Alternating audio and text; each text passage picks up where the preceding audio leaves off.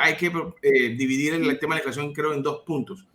La inflación antes de los precios altos del petróleo y la inflación después de los precios altos del petróleo. Porque antes tuvimos una inflación creada por la impresión indiscriminada de dinero. Esta inflación se conoce o se conoce como, mejor dicho, como la falsa demanda, que cuando tú le mandas, estaban mandándole hasta $600 semanales a personas con trabajo inclusive, porque no se daban ni la tarea de revisar si estaban trabajando o no, de ayuda de COVID aquí en los Estados Unidos. Esto generó una cantidad de dinero que inundó los mercados y esto genera una falsa demanda. Cuando yo hablo de falsa demanda me refiero a que, por ejemplo, una persona que no compraba un tipo de artículo porque no le alcanzaba la plata, ahora tenía plata para comprarlo y empezó a comprarlo. Esto generó que mucha más gente, por ejemplo, comprara más carne o comprara PlayStation o comprara cosas que no compraba antes.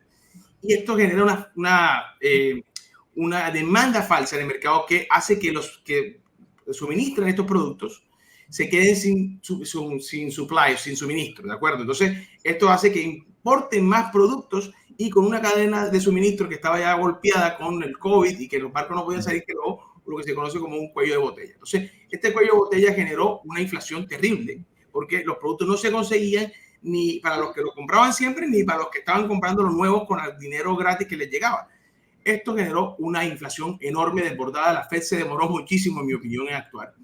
Y ahora tenemos esa inflación. Pero, ¿qué pasa? Que ese dinero gratis ya no se está llegando a los mercados. Porque lo han frenado en este momento, al menos, de momento. Y el interés lo han subido de una forma en la que empieza a ser más difícil conseguir un préstamo para comprar un artículo importante grande en los Estados Unidos. Esto está causando una destrucción de la demanda. Entonces, esto, en mi opinión, creo que vamos a ver la inflación ceder en los próximos meses. Pero hay una carta, digamos, peligrosa en todo este contexto y es el petróleo. Porque si el petróleo sigue subiendo, entonces no hemos hecho nada con el interés y no hemos hecho nada con nada de lo que estamos tratando de hacer para destruir la demanda, porque ahí la inflación va a seguir aumentando, inclusive si baja la demanda, si sigue el petróleo subiendo.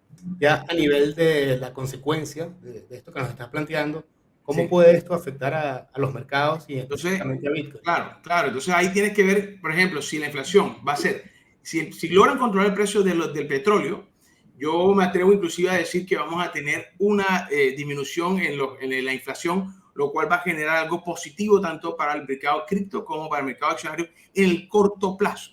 Hay que decirlo desde el punto de vista del corto plazo, porque nosotros nos podemos ver desde el largo plazo, podría ser mucho más peligroso el mercado entrar en una espiral que podría volver a buscar nuevos mínimos.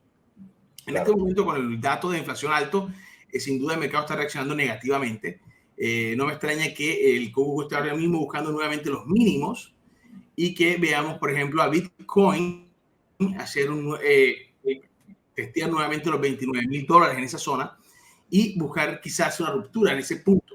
No me extrañaría que inclusive logre la ruptura. Bueno, para complementar un poco lo que dice Daniel, es cierto que, bueno, la Fed mandó muchos cheques y todo ese tema, pero como dice él, si no hay una política en la cual, no sé si Estados Unidos pueda volver al fracking, es decir, aumentar la oferta de petróleo y bajar el precio de los $100, o tal vez que en Ucrania mañana se firmara algún tratado de paz y entonces los mercados ya dijeran, bueno, ¿qué va a pasar con las sanciones? Rusia va a volver al sistema de comercio, se va a conectar de nuevo, va a suplir petróleo y gas o no, o el mundo se dividió. Ahí es donde yo también creo que la inflación puede ser persistente con altos tipos de interés y una depresión económica, que es lo que hemos visto con el PIB que salió en la revisión negativa en Estados Unidos.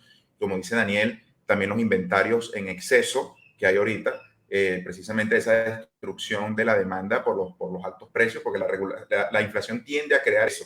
Y también crea una ilusión que la agrava, y es que cuando la gente percibe que las cosas van a costar más, salen en pánico comprando, y eso también de primer momento acelera más aún la escasez y retroalimenta ese círculo vicioso de la inflación.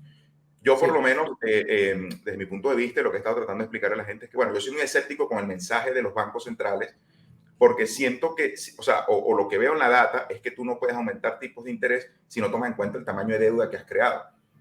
Y el primero en hacer un default o tener problemas para pagar la deuda es el mismo tío Sam, porque ahora hay que montarle intereses a una monstruosidad de deuda, y a la vez que si entras en recesión también vas a destruir mucho los ingresos por tax revenue, y más difícil se te hace recolectar impuestos si la gente lo que hace es pagar intereses a las deudas y no consume.